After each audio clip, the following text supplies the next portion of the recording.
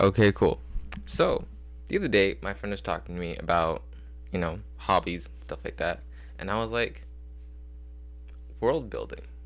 And she was like, how exactly do you just do that as a hobby? And I was like, okay. So I decided to explain it to her. And thinking about it a bit more, I was like, first of all, I could have done a better job explaining that. Sorry, I'm messing with my foot. And another thing is that I realized it was like, some other stuff that I haven't really seen many people talk about really with world building. Like there's a lot of really good videos, really good YouTubers that talk about world building. Um, like Hello Future Me, I think it is, and a couple other ones that are pretty good and really good, and I'm getting a lot for them.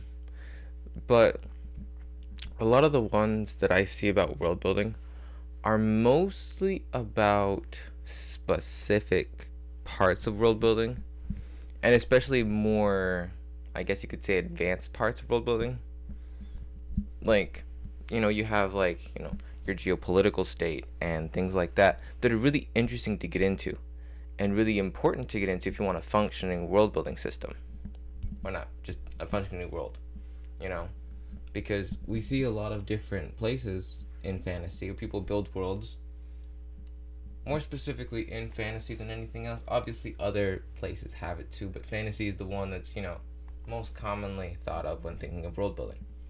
And when those ones don't have a good, like, political situation, well, not political situation, but political setup, economic setup, all those things, it begins to drag a little bit because things become less believable and less understandable.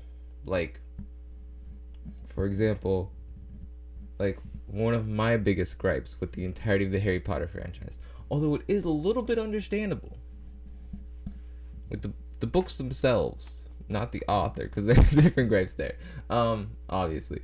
But, the main thing is that, so Voldemort, although he did have inside people, so it's a little bit understandable, he still was able to take over the effective, Pentagon slash White House slash whatever else you want to call it, because it was kind of that. But then he had trouble taking over a high school, or at least debatable trouble. It just. Now, of course, he was technically invincible whenever he did do that. Still, he had, like, seemingly his whole army still. So, I don't know.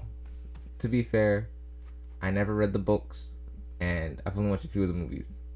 But I've read summaries, and I've talked to all my friends. Anyway, that's just what bothers me, But I'm sure there's other things. Like, I've watched a lot of videos talking about how horrible the world building is. But that's besides the point. Main point is not to trash on other people's world building, but talk about how I like to do mine. So you can trash on me instead. So, let's get into the first, what I have to call the three basic starting points. Okay, so I believe this is legible. So, number one, we have powers. Yeah, okay, the glare isn't making it too bad. So, we have powers slash magic systems. So,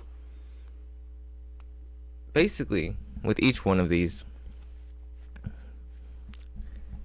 it starts out with a general idea of it would be cool, or it would be interesting, or I wonder how that would affect things. That's usually where it starts out with me. So, for example, powers or magic. So, for example, with one of the systems I did, I was like, okay, what if these people, like, got their magic powers from their ancestors who were blessed by one of the, main magic creatures like dragons, unicorns, what's another one? I forgot the other ones. There's a lot of magical phoenixes. I think there was like 7 or 8. I think it was 7. And so they were all really cool. And I had like, I built it for like a tabletop game like D&D with like levels and stuff. And yeah, it was really interesting. And then I lost it. It just sucks because it was a really nice PDF. So powers or magic, For example, later in this video, I'm going to be talking about Candyland. yeah, we're talking Candyland. So, for example, a power system or magic type would be creating, using, and shaping candy, which is actually really interesting. Kind of almost broken. Anyway, we'll talk about that later. Then you have world slash planet. So, you know, for example, one of my worlds is just entirely, well, most. This is a future world idea that I thought of a little while ago, because I was like, there's a bunch of like D&D games that are like played on the land, and sometimes you go down into the water and do something. Like one time I had my party go to Atlantis to get some swords. Long story. Anyway, so the basic thing is like, what would it be like if just it was an entire water world, or at least a mostly water world, and the entire campaign just went on underwater? So you're just, pure like turtles, sea elves, tritons, merfolk, all the good stuff. And, you would kind of shift Druid around. You do some fun stuff. That'd be really cool, really interesting. And then we also see some other stuff, like for example, this can not just be like special planet type, but it can also be just, a specific world territory style. Like, for example, 90% of like fantasy takes inspiration, maybe not 90%, but like it feels like it, from just like European folklore. So, you could just go a little back in time and do, a Greek and Roman Empire era, which actually I did one of those too, and it was really cool. Or you could, go all the way back and do Egypt, like what my friends did, which was super awesome sounding. So they couldn't play that one. And, just like that. So you can shift around general time periods. Also, you can go into the future, with things like Traveler game. And obviously, it's not just RPGs and stuff like that. But just, in general, you could have your story take place in present day, like Harry Potter. And so, that's just another part of the world part, instead of just the planet part, which is technically the same thing, but different flavoring, So, for example, one of my friends, Emily, she has a planet where there's just the entire ocean is just moving continually, which is really crazy. There's just like a massive just typhoon that just never falls, at least from what I understood. I could be miscommunicating it. Which happens sadly a lot with her and I. Anyway, she's really cool. Has a bunch of really cool worlds. Like, there's this one that's like just a bunch of islands, kind of like One Piece, but very different in the effect of those islands. And it's actually really interesting, that one too. I think it blew up though. Anyway, main point is that these two can bring a lot of flavor, and also they bring a lot of inspiration. Because if your planet is built with barely any land and your population starts growing, how do you deal with that? Do they become seafarers? Do they just start creating portable islands that just move around? So there's a lot of inspiration you can get from that. Then there's city. Is that county? I think I did county instead of country. Oh yeah, I did do county instead of country. Okay, anyway, just country. Just forget the R or whatever else I forgot. Anyway, and then landmass. Or continent or whatever. So these are a bit more of a smaller world building of, you want to focus in on a city, a kingdom.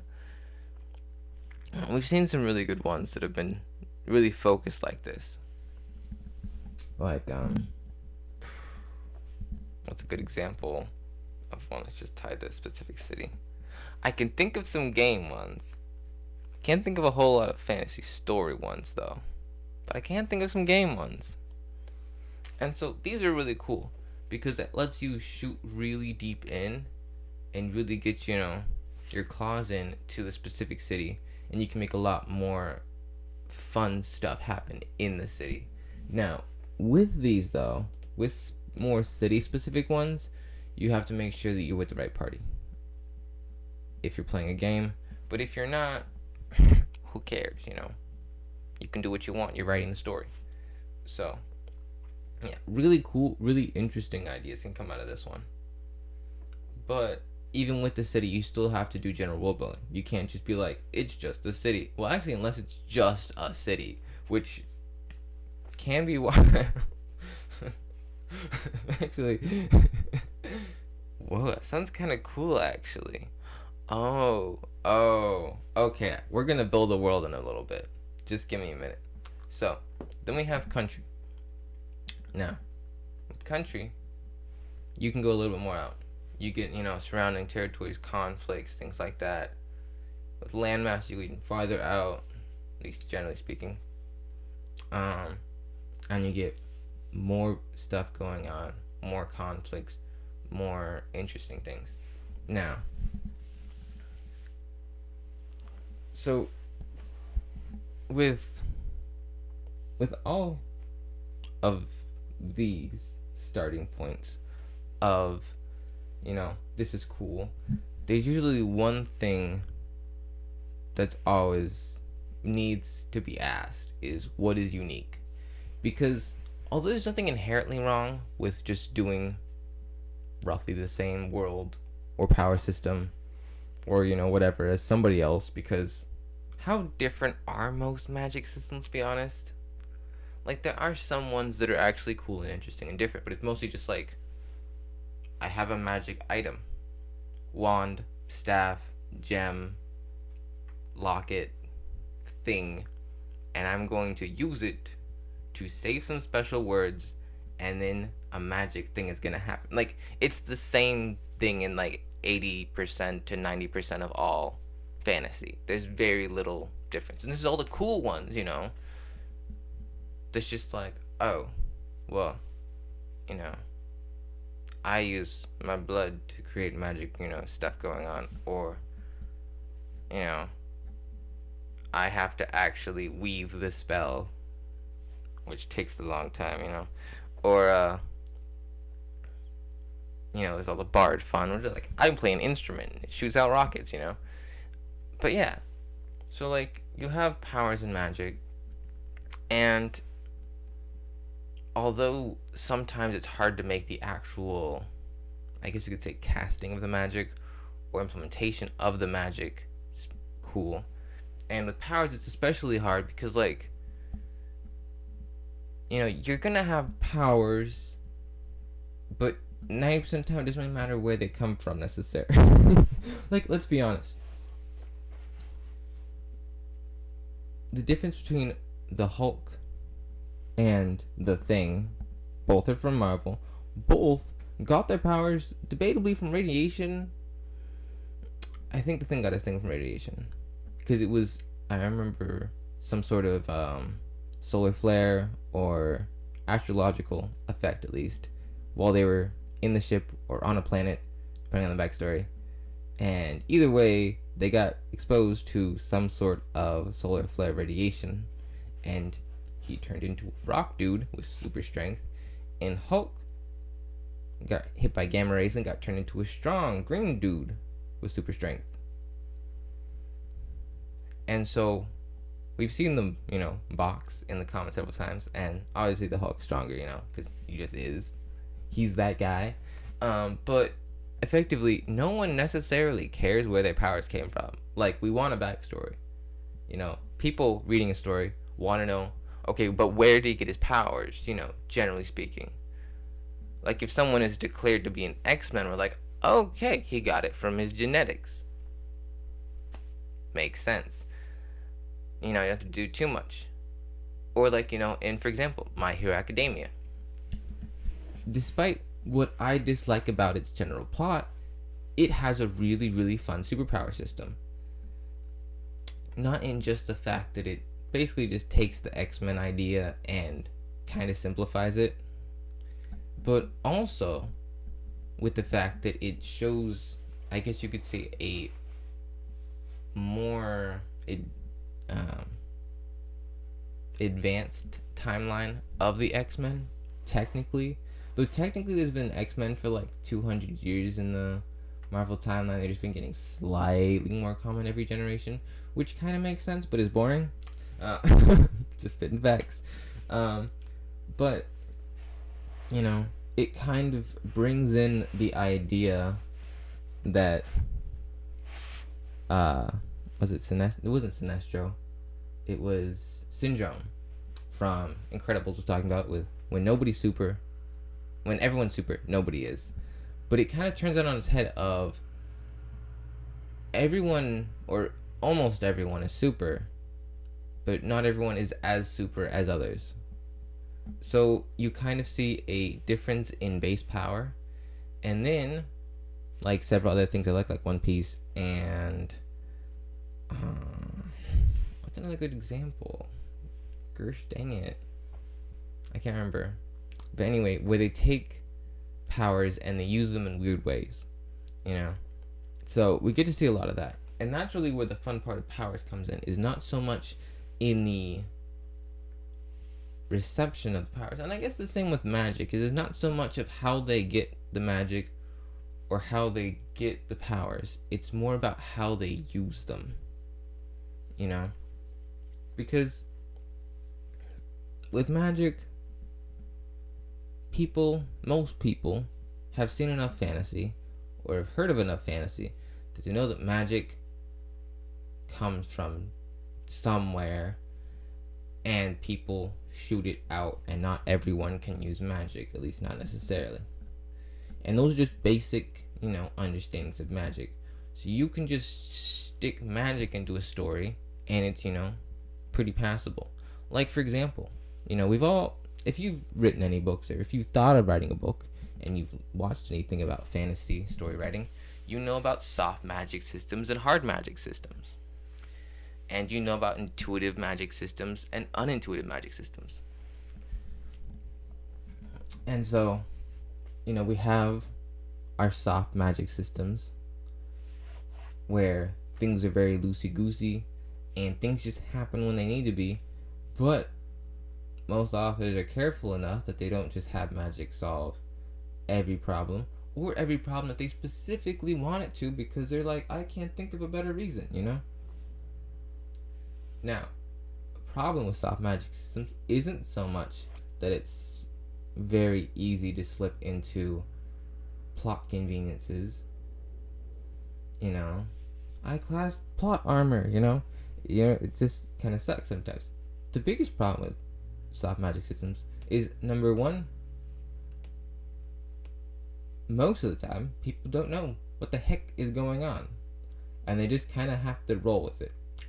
Which, personally, I don't like at all. Like, for example, I love The Lord of the Rings. Great stuff. But when I just see Gandalf be like, "Ha!" and then Saruman goes, "Oh!" and he's like, "Ha!" and then Gandalf goes, "Oh!" you know, just getting tossed around. I'm guessing this is some sort of telekinesis or force push, or, you know, something of that nature. But what is this, you know? Like, we see Gandalf pull out, like, I guess what you could say is like 4 spells, maybe 5 in the entirety of the storyline, but we don't know what any of them are. And while it is kind of cool to keep it like kind of, you know, mysterious, because he's the mysterious old guy that's a demigod or something like that, you know, it's also kind of lame, I guess you could say, because me as a fan can't really fully understand what he is capable of or what is going on. But we see on a hard magic system that's very intuitive, Avatar: The Last Airbender, you always know what's going on. You always know what they're doing. You also know what they can or can't do, generally speaking, because they usually give the exact rules to you, sometimes in very direct ways, which is still really cool. and I really like it. So anyway, so the main thing is what is unique, because yes, Avatar is just like we can use the four elements. What makes it unique? They have a kind of martial arts blended into it, which is really cool and really fun. And that's really what makes it unique, along with a few other different flavor choices that make it a little bit more unique. But generally speaking, every element behaves how you expect it to. The only real unique part about it is, generally speaking, the subtypes of bending. More specifically, what's it called? Blood blending, blood blending, blood bending, lava bending, and what's the one that fire can do? The little incinerator thing, the laser shooting, or whatever you want to call it. Anyway, so those all make it a little bit unique as well. But the main thing, at least to me, is just the martial art influence. Now, then after what makes it unique, because also we have World Planet, as I talked about earlier, using weird world style, whether that's a moon-like surface where just a bunch of craters, or if you want to go more normal but still really alien of just massive volcanoes all over the place. And the fun part about that is also the world type or planet type, rather, excuse me, is what makes it, what influences what races and how they live there. Because, for example, if you have a planet covered in volcanoes and most of them are active, you're going to have a lot of sulfur in the air. People are going to be dying from too much, carbon monoxide, sulfur, and ash blocking out the sun. So they're not going to have anything that grows there. I've had to deal with this on one of my planets where there was no sunlight, so they couldn't grow crops. But then I went and I looked it up, and there's a few plants that grow without sunlight, which is really cool. Now, along with that, you also have to take into account the fact that they don't have to eat plants.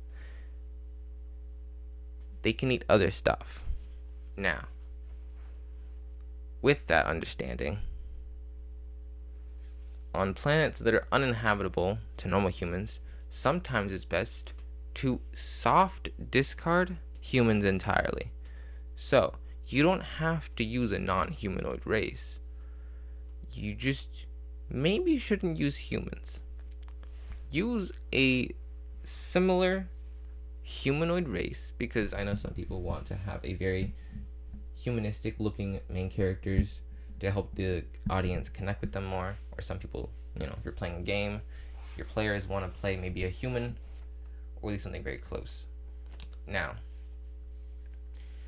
you could go several different ways. My personal suggestion is to make a very similar to human-like thing. For example, the main things you would probably want to do is, number one, give it a human-like lifespan. Number two, give it a generally human-like body. So, basic things, normally, with 4 limbs, maybe hair, maybe a hair alternative. You could do like oh my gosh, how can I forget that Star Wars race? The Twi'leks in Star Wars with the 2 tail-like hairs. They have a proper name, I just forget them. Anyway, and then you could also do, like, for example, Vraska from Magic the Gathering, who has well, maybe it isn't Vraska, but basically think of like a Gorgon, the like Medusa, but all the snake heads are gone, so just a bunch of like coils like that. So almost like braids, but not technically braids. So yeah, there's just like a bunch of different ways you can give them hair without giving them hair. And obviously, there's the classic, my hair is just made of fire because I'm a fire elemental that looks like a human, but my head's on fire. And also, I have fire in different parts of me that kind of give me a cool flair and stuff, which is, really fun and flavorful. And of course, there's, the lever that's made of water. Ooh. Anyway, so so then we have city or country. Oh yeah, I should probably heard this up. So city, country, landmass. Obviously, we kind of talked about what makes it unique, but that's more of ingrained into planet. But also, usually these ones are generally it's a little bit more normal. But of course, these can also be weird. Like for example, in Arcane Land, we're gonna do later. But the main thing is that each one of these is the main thing about what makes it unique is also really ingrained into how does it interact with the rest of the world.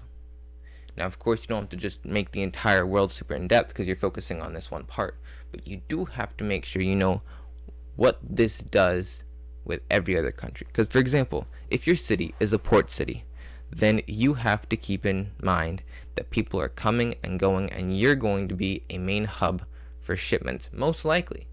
And so you're going to have trade routes into your city and out of your city.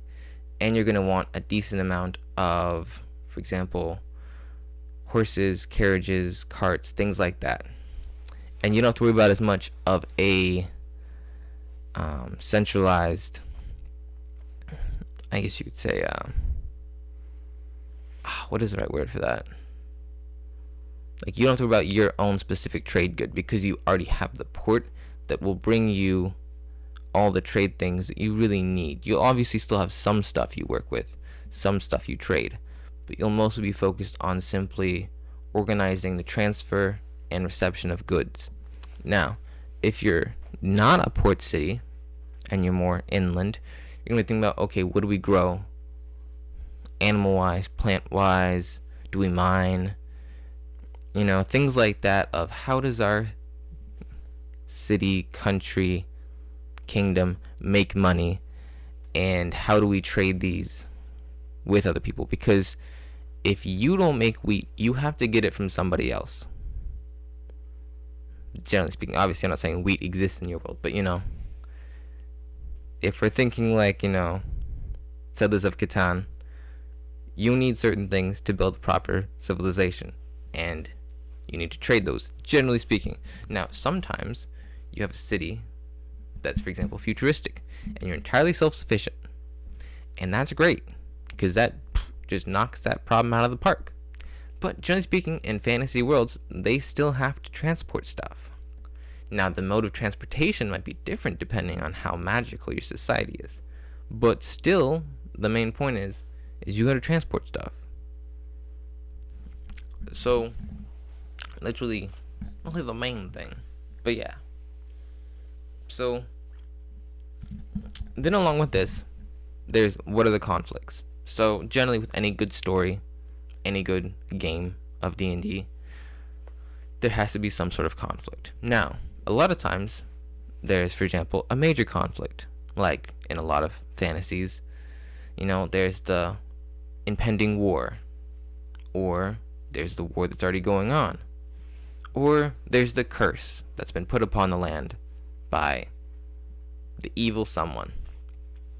Or, in classic isekai, there's the demon lord that just got reborn, Or he got reborn a long time ago, or, whatever. And now you have to go kill him. So, there's a main conflict. For example, My Hero Academia. The main conflict is there's a terrorist organization.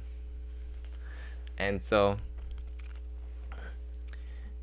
with this conflict, or for example, if you want to go specific on this, there's a conflict between non-magic users and magic users, or as we saw in Avatar, benders and non-benders, and the kind of social divide that can cause. So there's a lot of different ways that you can specify, for example, planet to planet.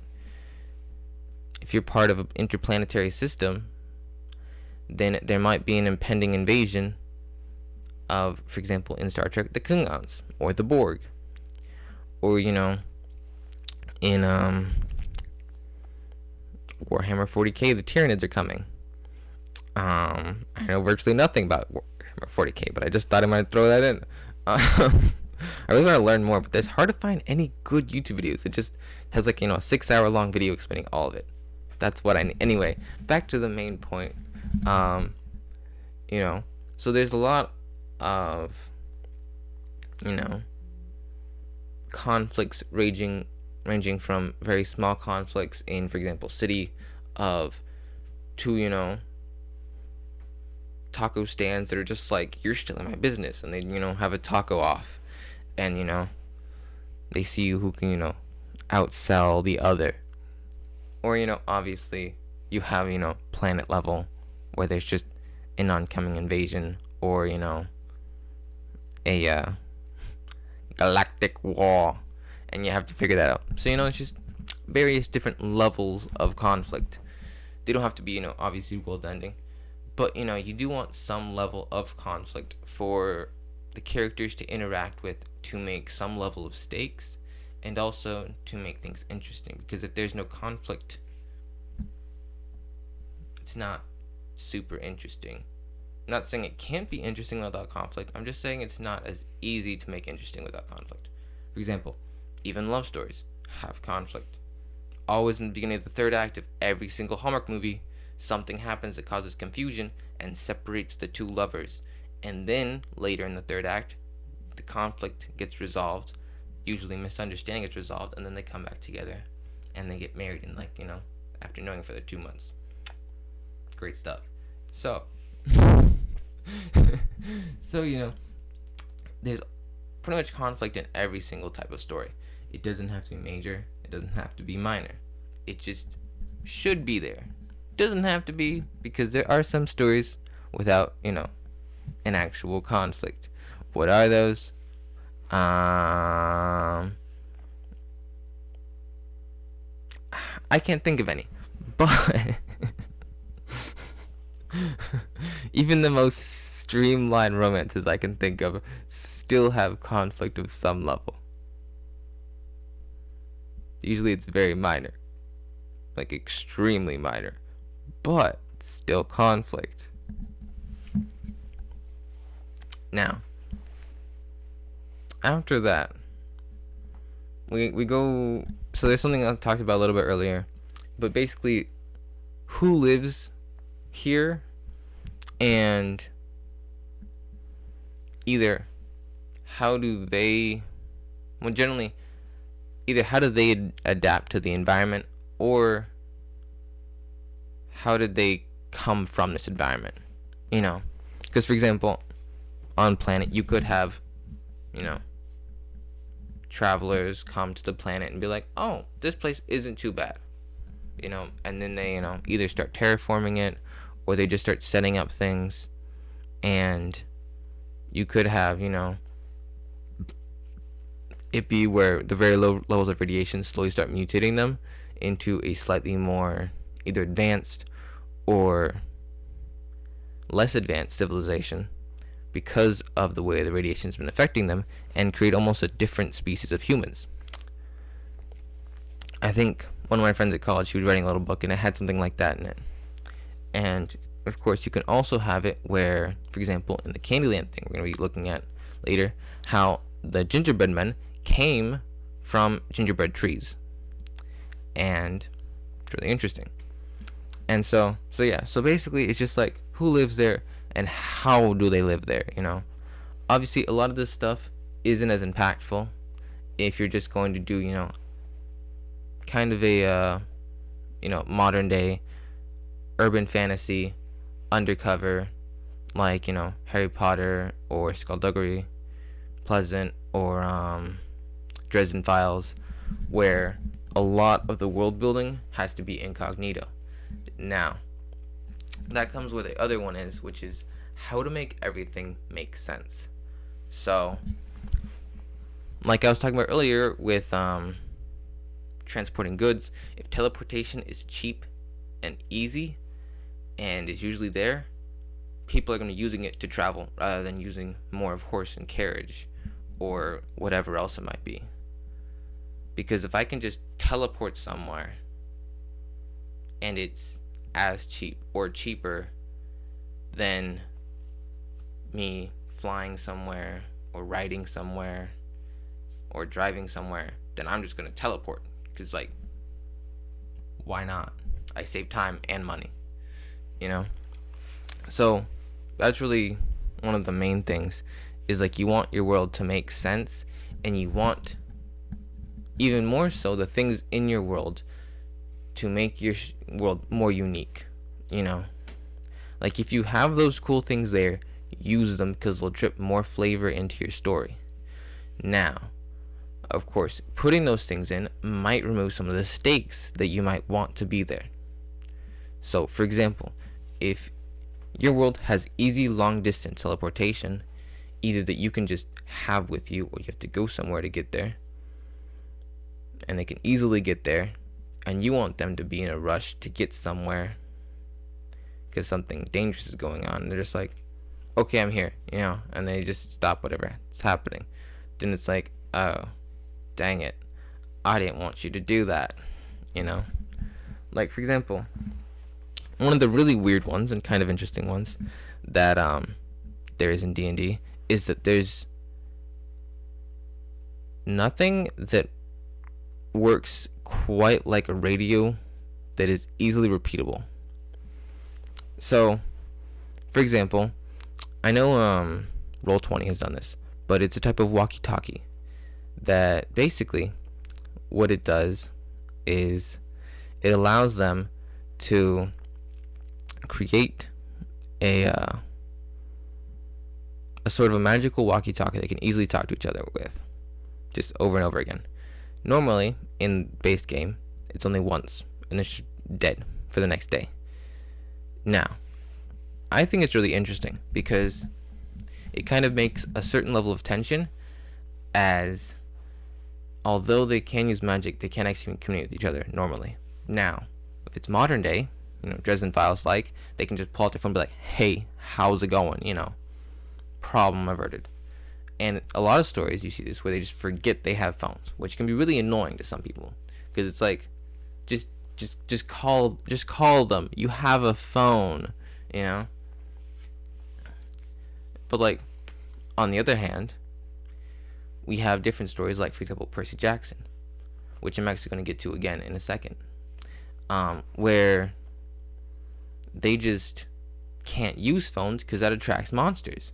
So he found a way to make it a lore-based reason why they can't use phones, and thereby make the stakes go up a little bit higher, as there's no easy communication between themselves. So that's a really smart idea. Now, another thing is, especially with the modern day style ones, is how do these characters, what's it called? How does the regular day person not know there's magical creatures? Like, although in some they're very controlled, they're very well, you know, maintaining these things, a lot of the times they're gonna get out. Now, we see in certain ones, which isn't really fancy but science fiction, like Men in Black, where Men in Black is just like, okay, wipe their memory, we're good, it's over, you know. And so, in one of my worlds, I did something a little bit more similar to Percy Jackson's, which is The Mist. Which The Mist is one of, I would say, the greatest inventions in I would say fantasy history, which I believe it also has some basis in the Greek mythology, but it wasn't really as touched on, because basically everyone in Greek mythology was either someone who was just directly just, you know, having a ukulele battle with a god, or was just a demigod, and therefore the mist didn't apply to them, at least not as much. I'm not 100% sure about that, because then we also had him, who was just kind of, oh wait, I think it didn't, wait, anyway, main point is that he basically the mist works where if you're a mortal, you know, if you're immortal, then you have a mist in front of your eyes that just makes everything supernatural just look normal. So you see, you know, a minotaur, no, you see a cow, you know, stuff like that, where, you know, see a giant plant monster, you just see a big tree, you know. So it is kind of interesting in how it just makes things that are magical look mundane, and that's really cool. And it's kind of funny actually, because then sometimes the author Rick Riordan will pull you out of it and just have you looking at it from the perspective of a mortal, where main character Percy Jackson is just attacking something with a broom, attacking a tree with a broom or something like that, and it paints a really funny picture from the outside, thinking about like, wow, that's what it looks like, and so it's really really kind of weird, but it works really really well. And so I would say, yeah, the main thing is just how exactly do you want it to work? How do you want it to feel? And most importantly, what makes it unique? What makes your world special? What makes it different than the rest? And just try and drill in on that, of what makes it special and what makes it unique. And I'm going to make a second video, since this one's getting really long, exploring a little bit more of these ideas in, I guess, in action. So I'm going to be, first of all, making a world, a more in-depth world based around Candyland, and then next I'm going to be, well, right after that, going to be making a one city world. So yeah, tune in next time, aka it's gonna be out like minutes after this one, so whatever. But yeah, thanks for tuning in. Please watch the next one, and I hope you enjoyed the video and gained something from it.